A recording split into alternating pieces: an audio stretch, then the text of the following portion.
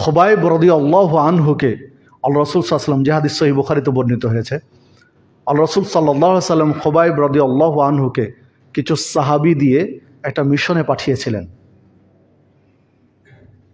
একটা বিষয়ের সমস্যার সমাধানের জন্য পাঠিয়েছিলেন। কিছু সাহাবী সাথে দিয়েছিলেন। তো তাঁরা গিয়ে ইহুদি খ্রিস্টানদের কবলে পড়ে গেলেন। ইহুদি খ্রিস্টানদের কবলে পড়ে গিয়ে পাহাড়ের চূড়ায় উঠে গেলেন আত্মরক্ষার জন্য। কারণ মুসলিমরা সংখ্যায় একেবারে কম, এই 12-15 জন এইরকম কিছু সংখ্যা হবে। তো পাহাড়ের চূড়ায় উঠে গেলেন, চারিদিক ঘিরে নিল। পাহাড়ের নিচ থেকে চারিদিক ঘিরে নিয়ে তীর নিক্ষেপ করা শুরু করলো। নিচ থেকে প্রস্তাব দিল, তোমরা যদি আত্মসমর্পণ করো, পাহাড় থেকে নেমে আসো, তাহলে তোমাদেরকে ছেড়ে দেব, তোমাদের সাথে একটা সমঝোতা বা যাই হয় হবে, কিন্তু হত্যা করব না তোমাদেরকে। তো খোবাইব রাদিয়াল্লাহু আনহু ছিলেন ওই গ্রুপ লিডার, ওই দলের নেতা ছিলেন। তো খোবাইব রাদিয়াল্লাহু আনহু বললেন যে, দেখো, তাদের এই কথায় তোমরা নতি স্বীকার করো না, নত হও না, তাদের প্রস্তাবে রাজি হও না, কারণ এরা ইহুদি, কথা বলছে এরা ইহুদি, এদের কোনো কথায় বিশ্বাস করা যাবে না। আমরা যতটুকু বুঝেছি জেনেছি তাতে এদের কথায় বিশ্বাস করা যাবে নামও না। কিন্তু যে কয়েকজন ছিলেন 12-15 জন, তাদের মধ্যে বেশিরভাগই একমত হলেন যে আমরা তো এখানে একেবারে সংখ্যায় কম, মাত্র কয়েকজন, তারা গোটা পাহাড় ঘিরে রয়েছে, সমঝোতা ছাড়া কিভাবে এখানে টিকা সম্ভব। খোবাইব রাদিয়াল্লাহু আনহু বললেন, না, তাদের সাথে যুদ্ধ করব, হয় শহীদ হয়ে যাব আর নাহলে গাজী হয়ে ফিরে যাব। আল্লাহ রাসূল সাল্লাল্লাহু আলাইহি ওয়াসাল্লাম মিশনে পাঠিয়েছিলেন, এখানে বিজয় হয়ে তার কাছে ফিরে যাব, নাহলে শহীদ হয়ে যাব, কিন্তু তাদের সাথে কোনো সমঝোতা করব না, এরা ইহুদি, এরা বিশ্বাসঘাতক। তো ওনার কথা উপেক্ষা করে নেমে গেলেন। মাত্র 2-3 জন থেকে গেলেন। খোবাইব রাদিয়াল্লাহু আনহু পাহাড় থেকে নামেননি, বাকিরা নেমে গেলেন। নেমে গেলে প্রথম যে কাজ করলো, তাদেরকে হত্যা করলো। এরা হলো এই জাতি, বিশ্বাসঘাতক জাতি। খোবাইব রাদিয়াল্লাহু আনহু আরো তীর নিক্ষেপ করে বাকিগুলো হত্যা করা হয়েছিল। যে 2-1 জন ছিল, খোবাইব রাদিয়াল্লাহু আনহুকে ধরে ফেলেছিলেন, তাকেও শেষে হত্যা করা হয়েছিল। লম্বা হাদিস সহিহ বুখারীতে। তো খোবাইব রাদিয়াল্লাহু আনহু তিনি সেদিন কষ্ট পেয়ে দোয়া করেছিলেন, আল্লাহুম্মা হসিহিম আদাদা, আল্লাহ তুমি এদেরকে গুনে গুনে রাখো। আল্লাহ রাসূল সাল্লাল্লাহু আলাইহি ওয়াসাল্লাম আমাদেরকে পাঠালেন, কিভাবে বিশ্বাসঘাতকতা করে আমাদেরকে হত্যা করলো। আল্লাহুম্মা হসিহিম আদাদা, আল্লাহ তুমি এদেরকে গুনে গুনে রাখো। অকতুলহুম বাদাদা, তাদেরকে এক এক করে তুমি মেরে ফেলে দিও। ওয়ালা তুবকি মিনহুম আহাদা, আল্লাহ তুমি এদের একজনকেও তুমি ছাড় দিও না, প্রত্যেককেই এর দৃষ্টান্তমূলক শাস্তির ব্যবস্থা করে দিও। সেই দিন খোবাইব রাদিয়াল্লাহু আনহু দোয়া করেছিলেন। পরবর্তীতে তাকে হত্যা করা হয়েছিল, তারাই হত্যা করেছিল। ওই হাদিসে আরেকটা ইঙ্গিত রয়েছে। যখন খোবাইব রাদিয়াল্লাহু আনহুকে হত্যা করা হয়, সেই দিন খোবাইব রাদিয়াল্লাহু আনহু আল্লাহর কাছে প্রার্থনা করেছিলেন যে, আল্লাহ তোমার নবী মুহাম্মদ সাল্লাল্লাহু আলাইহি সাল্লাম আমাদের একটা দায়িত্ব দিয়ে পাঠিয়েছেন। আমরা একটা মিশনে এসেছিলাম,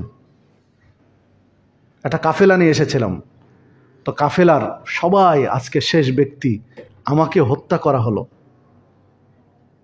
আল্লাহ রাসূল সাল্লাল্লাহু আলাইহি ওয়াসাল্লাম তিনি জানেন না যে আমরা কি পরিস্থিতির শিকার হলাম। আমাদের সাথে যা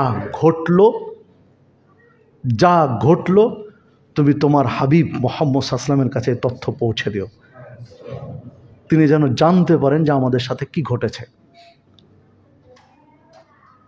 আল্লাহ রাসূল সাল্লাল্লাহু আলাইহি ওয়াসাল্লাম সালাত আদায় করে মসজিদে নববীতে এই ঘটনার বর্ণনা দিচ্ছিলেন সাহাবীদের সামনে, যেদিন তাকে হত্যা করা হয়। যে বাড়িতে খোবাইব রাদিয়াল্লাহু আনহুকে বন্দী করে রাখা ছিল, সে বাড়িরও একটা ঘটনা আছে। জিনজিরে বাঁধা আছে খোবাইব রাদিয়াল্লাহু আনহুকে, তাকে ঘটা করে হত্যা করা হবে। তো খোবাইব রাদিয়াল্লাহু আনহু বাড়ির ওই মহিলাকে বললেন যে একটা খুর ব্লেড এর ব্যবস্থা করে দিতে পারবে। মানে তার ইচ্ছা হলো খোবাইব রাদিয়াল্লাহু আনহুর, যেহেতু আমাকে মেরে ফেলে দেওয়া হবে, শহীদ করে দেওয়া হবে, তো আমি আল্লাহর কাছে পরিষ্কার পরিচ্ছন্ন হয়ে যেতে চাই। মানে তার অবাঞ্ছিত লোম বা নখ এগুলো কেটে পরিষ্কার হয়ে আমি আল্লাহর কাছে সাক্ষাৎ করতে চাই। এজন্য একটা খুর বা ব্লেড চাইলেন ওই মহিলার কাছে।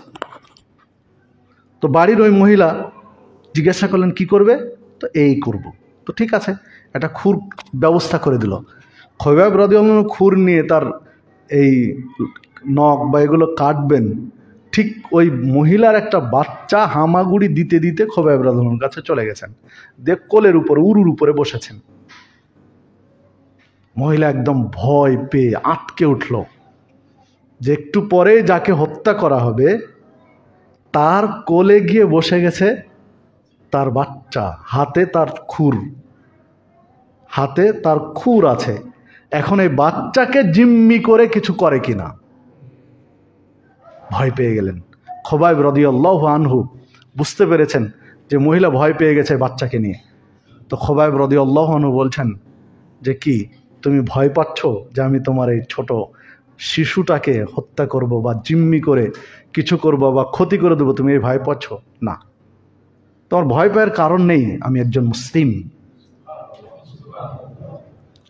মুসলিম, আমাদের নবী মুহাম্মদ সাল্লাল্লাহু আলাইহি ওয়াসাল্লাম শিখিয়েছেন আমাদেরকে যে কোনো শিশুকে যুদ্ধের মাঠেও মারা যাবে না। যুদ্ধেও যদি শিশু পড়ে যায় ওই শিশুকে সেভ করতে হবে, তিনি আমাদেরকে শিখিয়েছেন। তো যুদ্ধের মাঠে শিশু হত্যা করতে যে নবী আমাকে নিষেধ করেছেন, এটা তোমার বাচ্চা চলে এসেছে আমি তাকে মেরে দেবো, তুমি এই ভয় করছো? দরকার নেই, ভয় পাওয়ার কিছু নেই, আমি একজন মুসলিম। তো ইনি খোবাইব রাদিয়াল্লাহু আনহুর অবস্থা দেখে খোবাইব রাদিয়াল্লাহু আনহুকে যখন হত্যা করা হলো তিনি দৃঢ় চিত্তে শহীদ হয়ে গেলেন। তিনি ইসলাম গ্রহণ করেছিলেন। ইসলাম গ্রহণ করার পরে নবী মুহাম্মদ সাল্লাল্লাহু আলাইহি ওয়াসাল্লামের সাথে সাক্ষাৎ করে সাহাবীদের সামনে এই ঘটনার বিবরণ দিয়েছিলেন।